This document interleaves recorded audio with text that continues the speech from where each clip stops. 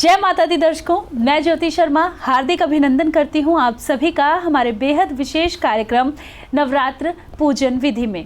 आज नवरात्र का 8वां दिन यानी माँ महागौरी का दिन है।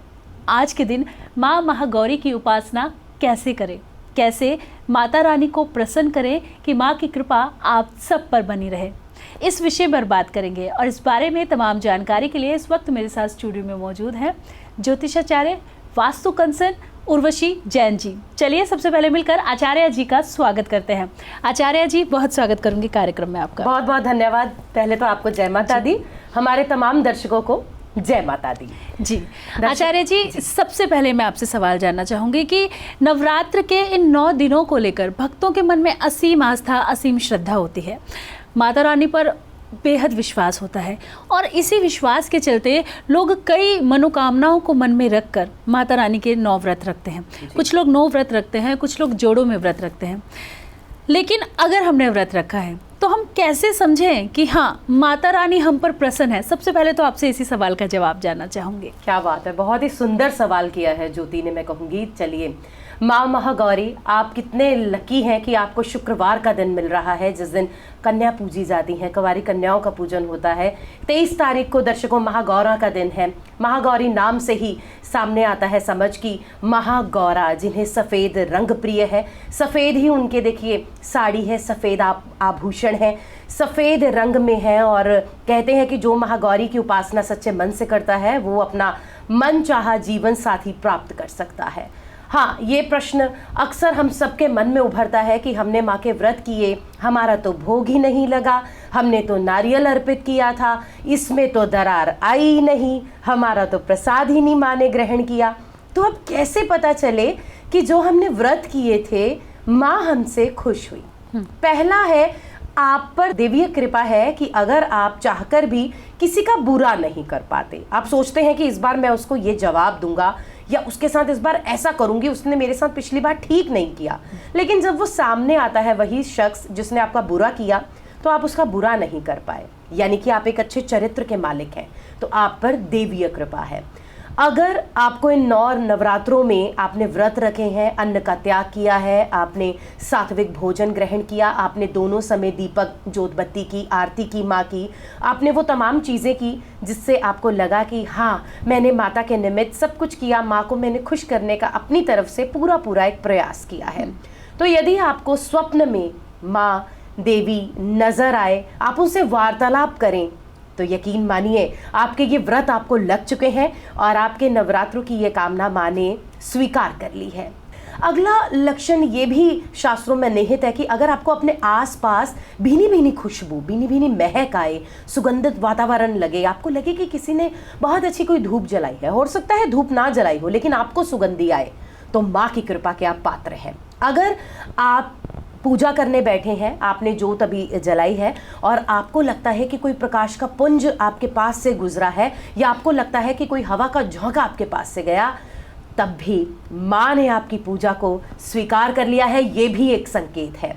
अगर आप शादीशुदा हैं, आपका पूरा भरा भूरा परिवार है, आपका बेटा और बेटी आपके कहने में है, आपकी पत्नी आपके अनुसार चलती है, यानी कि ओवरऑल पूरे परिवार में पारिवारिक प्रेम है, सौहार्द है, तो भी आप देवी की कृपा के पात्र बन चुके हैं। आप घबराइए नहीं। अगर आज की डेट में आपके बच्चे आपके कंट्रोल में हैं, आपकी वाइफ आपके अकॉर्डिंग चल रही है, तो आपसे तो लकी कोई और हो ही नहीं सकता।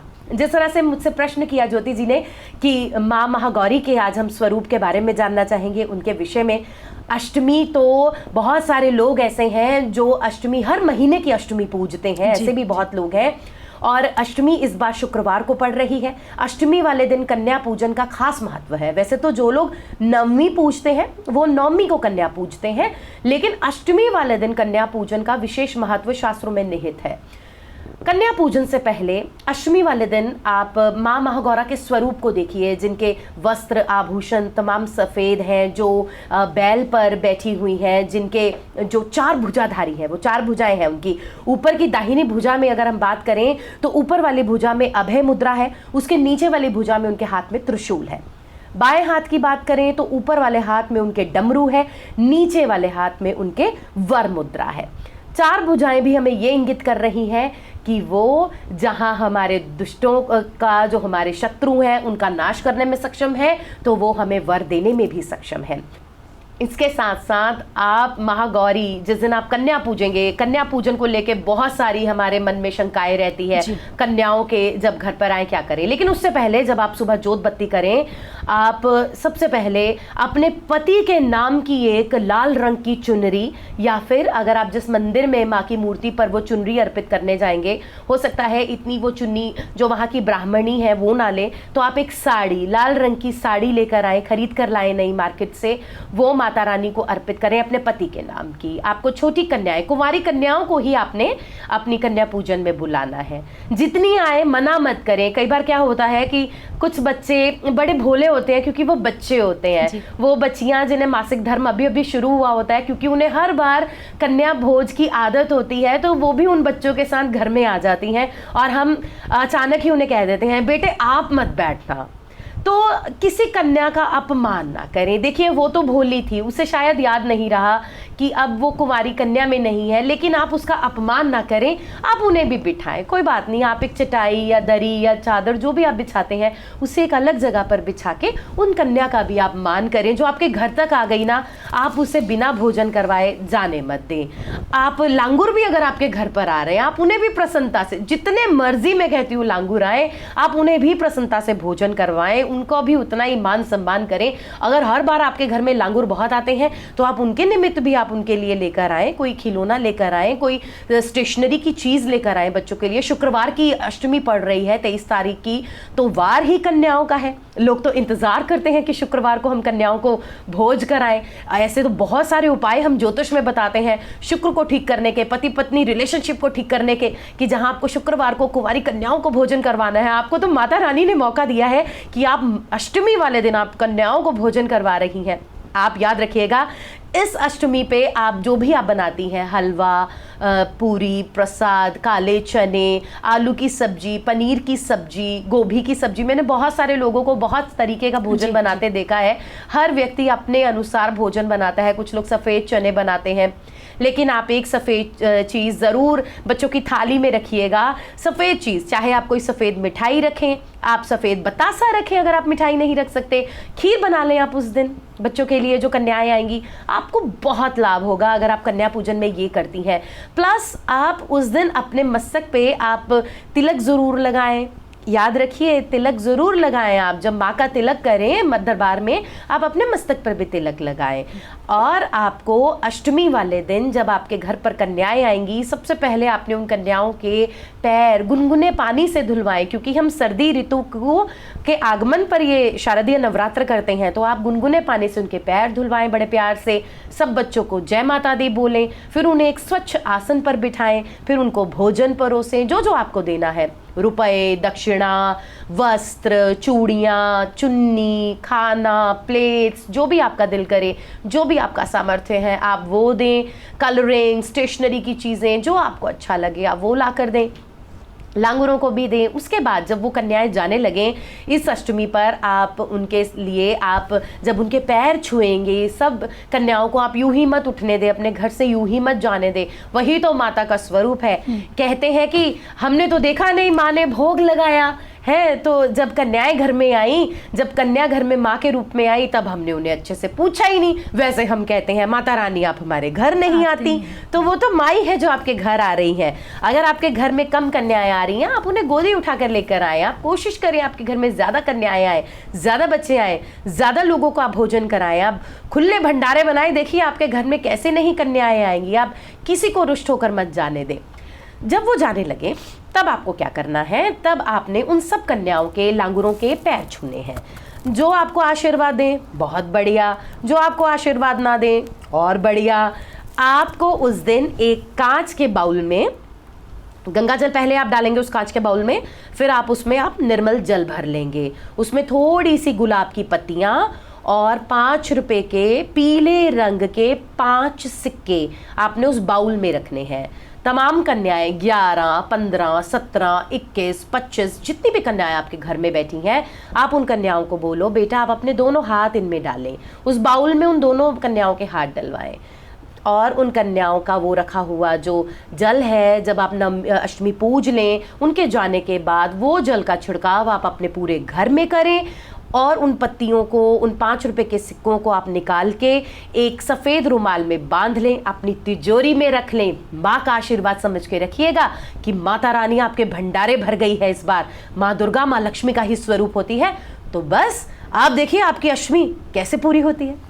जी, तो बिल्कुल दर्शकों, नवरात्र के 9 दिनों में कैसे माँ की आराधना की जाए, कैसे माँ की पूजा की जाए, माँ का स्वरूप कैसा है, इसके बारे में आपको आचार्य जी ने बताया। चलिए अब आगे जानते हैं कि नवरात्र के इन 9 दिनों में माँ को प्रसन्न करना है और जानना है कि माँ की कृपा हम पर कैसे बनेगी, तो हम क्या कुछ उपाय कर सकते हैं। जी बिल्कुल, आप सबसे पहले शुभ समय नोट करें। अगर आप अष्टमी पूजने वाले हैं, आपको कन्याएं पूजनी है, आपको अपने मंदिर में जोत जलानी है, तो आप पूजन का जो समय है वो सुबह 6:21 से लेकर 10:40 तक अमृत वेला का समय मिल रहा है। आपको इसमें शुभ का और अमृत का चौघड़िया मिलेगा। आप इन अमृत चौघड़ियों में ही माँ का पूजन, कन्याओं पूजन की आप पूरा प्रयास करें।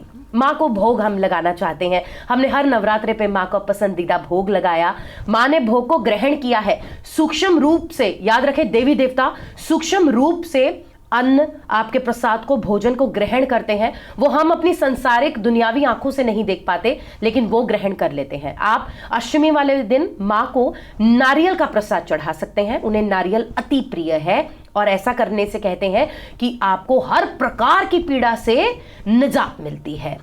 माँ की जो फूल है वो माँ को सफ़ेद रंग, माँ महागौरी को बहुत प्रिय है। आप सफ़ेद बेली का फूल, चमेली का फूल, उसकी आप माला, पहले तो उस दिन आप ज़रूर माँ को माला पहनाएं गले में, क्योंकि अष्टमी है। आपने इतने दिनों से व्रत किए थे, आपने आज कन्या पूजनी है, आज आपने मंदिर जाना है, आज आपने व्रतों का पारना करना है, आपने व्रत खोलने हैं, तो आप माँ को ज़रूर उनके चित्र पर, उनकी अंगुष्ठ प्रमाण मूर्ति पर आप उनको माला अर्पित करेंगे।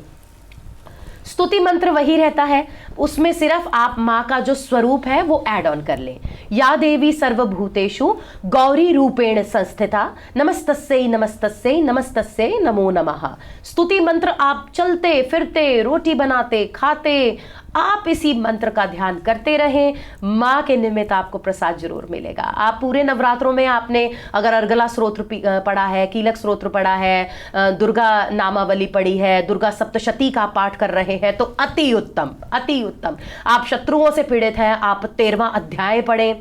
कितना सुंदर वर्णन है 13वें अध्याय में माँ के स्वरूप का, और आप उसे पढ़ें, आपको आपके शत्रुओं से निजात मिल जाएगी। दुर्गा सप्तशती के मंत्रों के उच्चारण के साथ आप माँ का जो है पंचामृत से स्नान करवा सकते हैं। बहुत सारी चीजें हैं जो आप इन नवरात्रों में कर सकते हैं। और क्या कर सकते हैं आप अगर आप साधक हैं तो इस दिन आप सोम चक्र को जागृत कर सकते हैं। सोम चक्र हमारे इस ऊर्ध्व ललाट में होता है, यानी कि यहां वाली शक्तियां हमारी जागृत होती हैं। तो सोम चक्र को जागृत करना है तो मां महागौरी को मनाना है, और मनाना बेहद आसान है। जो मैंने आपको तरीका बताया बस उसी तरीके के साथ एक बार फिर बता देती हूं। पूजन विधि, अपने दोनों हाथों में आपने सफेद रंग का पुष्प रखना है। पुष्प रखते हुए आपने उस दिन सफेद वस्त्र धारण करने हैं। इस चीज का आप खास ध्यान रखिएगा। सफेद वस्त्र धारण करने हैं, हाथ में पुष्प रखना है, मन को शुद्ध रखना है। मन में किसी तरह के, आपके मन में कोई नेगेटिविटी नहीं होनी चाहिए। हाँ, एक गलती हम अक्सर बहुत करते हैं, जब भी हम पूजा पाठ जोत बत्ती करने बैठते हैं तो हमारी क्या आदत होती है, जैसे हमें किसी ने बुला लिया तो हम उसका उत्तर देने लग जाते हैं जी, है ना। हम जोत बत्ती कर रहे हैं, हमारे बच्चों ने कहा हमारी वो चप्पल कहाँ है, बुक्स कहाँ है, तो हम उसे कहते हैं वहां है, हम रिप्लाई दे देते हैं। या कई बार तो ऐसा करते हैं कि हम उठकर चले जाते हैं। आप ऐसी गलती इन नवरात्रों में बिल्कुल ना करें। आपको उठकर नहीं जाना है।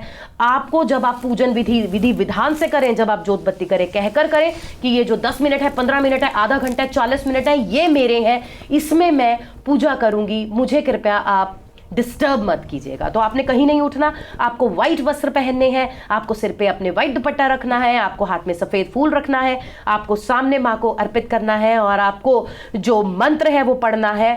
ओम देवी महागौर्य नमः, ओम देवी महागौर्य नमः। और ये 8 बार कहते हुए आपको ये मंत्र के साथ ये पुष्प माँ के चित्र के आगे अर्पित कर देना है। अगर आपके पास चांदी की माँ की प्रतिमा है तो आप उसे रोज पंचामृत से स्नान जरूर करवाएं। अगर आपकी चांदी की प्रतिमा है, सोने की प्रतिमा है, तो आप उनको पंचामृत से स्नान करवाना कभी ना भूलिएगा, क्योंकि प्रतिमाओं को स्नान करवाना अति अनिवार्य है। जी आचार्य जी, आगे अगर बात करें तो जो लोग 8 दिन के नवरात्रे रखते हैं और आज के दिन वो कन्या पूजन करते हैं, तो आज के दिन जब उनका व्रत संपन्न हुआ है, उन्होंने कन्या पूजन कर दिया है, उसके बाद वो कैसे अपने व्रत का उद्यापन कर सकते हैं, कैसे अपने व्रत को खोल सकते हैं, ये आपसे जानना चाहूंगी। बहुत अच्छा प्रश्न किया है। अक्सर हमारे मन में रहता है कि हमने 7 दिन से अनाज नहीं खाया, बड़ा सात्विक भोजन खाया। आज भी आप सात्विक ही भोजन खाएं, क्योंकि अभी माँ सिद्धिदात्री का दिन अगला दिन है, नवमी है। माँ सिद्धिदात्री तमाम तरह की सिद्धियां देने वाली है। तो माँ तो अभी पृथ्वी पर विचरण कर रही है, माँ तो अभी स्वर्गलोक में गई ही नहीं, माँ तो मृत्यु लोक में है। तो माँ के निमित्त आपने व्रत किया, आप उसी दिन मत भागे रेस्टोरेंट, आप उसी दिन मत बाहर के खाने के पीछे पड़ जाए कि आज ही हमने पैक्ड फूड खाना है। आप उस दिन का भी थोड़ा सा परहेज जरूर करें। हाँ, मैं भी रखती हूँ, थोड़ा मुश्किल हो जाता है, लेकिन रखें।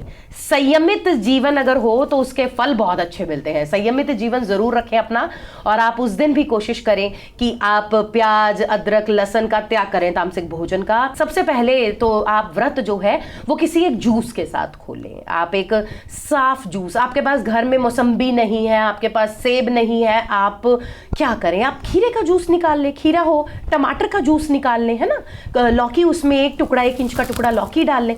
आप वेजिटेबल जूस के साथ अपना व्रत खोलने की कोशिश करें, क्योंकि आपका अंदर जो इम्यून सिस्टम था वो अभी इतना नहीं है कि आप एकदम से तली हुई पूरी। हाँ, लेकिन जो आपने प्रसाद निकाला था सबसे पहले, जब आपने सुबह प्रसाद बनाया, आपने सबसे पहले 4 पूड़ियाँ, अपना जो भी हलवा था, प्रसाद था, छोले थे, चने थे, जो भी आपने बनाया था, आपने सबसे पहले माँ के आगे रखा था। वो माँ के जब आप भोग लगाएंगे, वो प्रसाद आपको भी ग्रहण करना है, लेकिन बहुत थोड़ा ग्रहण करना है। आपको एक निवाला लेना है और आप उस दिन रोटी खाएं। आप धीरे धीरे शुरू करें, 2 रोटी से शुरू करें, 1 रोटी से शुरू करें। आप अपनी बॉडी को टाइम दें, एकदम से आप अपनी बॉडी के साथ अत्याचार ना करें। जो आपने उसको, आपकी जाती है ना गाड़ी ओवरहॉलिंग के लिए, सर्विस होने के लिए, तो ओवरहॉलिंग जो हुई है ना, उसे टाइम दे। अब धीरे धीरे चलाए, एकदम से 100 की स्पीड पे ना दौड़ाए। जी आचार्य जी, हम कई लोगों को देखते हैं, कुछ लोग तो अगर व्रत रख रहे हैं तो पूरा दिन वो भूखा रहकर रात को अन्न ग्रहण कर लेते हैं, लेकिन कुछ लोग जो हैं वो लौंग के जोड़े पर व्रत रखते हैं, जिसके लिए कठोर तपस्या लगती होगी। तो मैं जानना चाहूँगी कि क्या कारण है कि लोग लौंग के जोड़े पर व्रत रखते हैं, किन कारणों से रखते हैं और किस तरह से, क्योंकि अगर मैं भी इच्छा करूं तो नहीं रख पाऊंगी, तो क्या मन में भाव होगा जब कोई व्यक्ति व्रत रखता है, और कैसे हम उस व्रत को संपन्न कर सकते हैं, इसके बारे में भी आपसे जानना चाहूंगी। पहला प्रश्न तो उत्तर ये कि मैं चाहती हूं पर मैं रख नहीं पाऊंगी। माँ ब्रह्मचारिणी की इस बार ज्योति आप अच्छे से आराधना करना, क्योंकि वो तप का आचरण करने वाली देवी हैं, और जो उनको ध्याते हैं तो फिर वो भी संयमित हो जाते हैं। दूसरी बात, आपने बहुत अच्छा प्रश्न किया, जो लौंग के जोड़े पर कर लेते हैं। देखिए, वो तो कठोर तपस्या है, एक ऐसी तपस्या। लौंग का बहुत ज्यादा हमारे शास्त्रों में वर्णित है, आयुर्वेद में वर्णित है कि लौंग किस तरह से, हमारे जैन शास्त्रों में भी हमारे जो महाराज आते हैं घर में, हम उन्हें भी लौंग डाला हुआ पानी ही, जिसे हम फासू पानी बोलते हैं, वही लेते हैं, वो वही पानी पीते हैं, या राख की चुटकी वाला पानी पीते हैं। तो लौंग के जोड़े पर रखना तो अपने आप में बहुत पुण्य कमाने के समान है। आप संकल्प लें, ये 9 के 9 दिन तो संकल्प के लिए ही होते हैं। संयम, व्रत, तप, संकल्प, आराधना, पूजन, ये तमाम 9 दिन हमें इसलिए तो हमने व्रत किया, ना छोड़ा, कि हम संयमित चढ़े।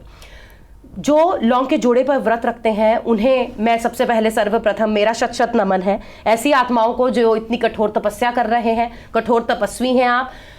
तपस्या का फल जरूर मिलता है, इस जन्म में मिले, भवों भवों तक चलता है। पुण्य हमारा भवों भवों तक हमारे साथ जाता है।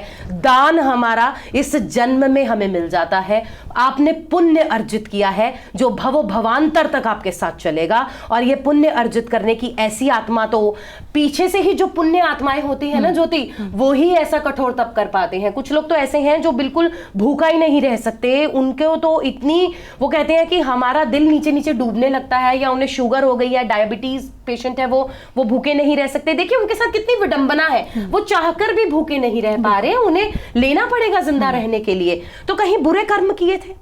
आपने किसी जन्म में भी ऐसे कर्म अर्जित नहीं किए, कोई पुण्य नहीं कमाया कि इस जन्म में आप लौंग के जोड़े के ऊपर व्रत रख पाए। तो आप कोशिश करें, अगर आप कभी ना कभी अपनी जिंदगी में अच्छे व्रत करना चाहते हैं, आप कठोर तपाचार्य बनना चाहते हैं, तो आप अभी से प्रयास करें ना, पुण्य करें। पुण्य कैसे कर सकते हैं? आपने इस हाथ से दान दिया, आपके इस हाथ को पता नहीं होना चाहिए आपने दान दिया है। गुप्त दान करें, आप पत्थरों पर अपना नाम मत लिखवाएं, वहां जाकर अनाउंसमेंट मत करवाएं, चुपचाप दान दे आए, पर्ची मत कटवाएं। किसको दिखानी है पर्ची? भगवान ने तो दिया है, भगवान थोड़े ना ले रहे हैं, उन्होंने ही तो दिया है हमें सब कुछ। वो तो हंस रहे हैं ऊपर से बैठे, और हम मूर्ख प्राणी क्या करते हैं? हमारा नाम जिस पत्थर पर जरा लगा दीजिएगा, उस पंखे पर जरूर लगाइएगा। बिल्कुल बिल्कुल बिल्कुल। तो यहाँ पर हमें महागौरी का, अगर आप चाहते हैं लौंग के जोड़े पर आप तपस्या करना, आप संकल्प लें ज्योति, निसंदेह माता रानी आपको शक्ति देगी कि आप वो व्रत कर पाओ। जी आचार्य जी, जिस तरह से आप ज्ञान देती हैं, जिस तरह से आप बताती हैं कि क्या महत्व है हमारे जीवन में, ज्ञान दे रही हूँ ज्योति। नहीं, आप बहुत ही अच्छे से चीज़ों को एक्सप्लेन करती हैं, चीज़ों को समझाती हैं, क्योंकि बहुत सारे लोग हैं जिनके मन में सवाल रहता है, हमने व्रत तो कर लिया लेकिन क्या हमें फल मिला? तो आपने बताया कि हम व्रत करते हैं तो हमें फल भी मिलता है, लेकिन सच्ची निष्ठा, सच्चा विश्वास माता रानी पर होना चाहिए। इसके साथ ही आज हमने माँ महागौरी किस तरह से हम पर अपनी कृपा बना सकती हैं, किस तरह से हम माँ को प्रसन्न कर सकते हैं। इसके साथ ही एक सवाल जो हमेशा हमारे दर्शकों के मन में भी होता है कि हमने व्रत तो कर लिया, लेकिन क्या माँ हमसे प्रसन्न हुई होंगी? क्या माँ ने हमारे व्रत को एक्सेप्ट किया होगा? ये चीज़ें अक्सर दर्शकों के मन में चलती हैं। आपने इन चीज़ों को एक्सप्लेन किया, बहुत अच्छी बातें जो लगातार आप हमारे दर्शकों को बताती हैं, समझाती हैं उन्हें, उसके लिए आपका बहुत बहुत धन्यवाद। बहुत बहुत धन्यवाद आपका भी मुझे बुलाने के लिए। दर्शकों जी, तो बिल्कुल दर्शकों, आज के एपिसोड में हमने बात की कि किस तरह से हम माँ महागौरा को प्रसन्न कर सकते हैं, किस तरह से माँ महागौरी की कृपा आप पर बन सकती है, किस तरह से कन्या पूजन करें, माँ को प्रसन्न करें, ताकि माँ की अनुकंपा आप पर बनी रहे। चलिए, हमारे आज के इस बेहद विशेष कार्यक्रम में बस इतना ही। मुझे दीजिए आज्ञा। जय माता दी। संतवाणी दुखदाहिनी सुखदायिनी।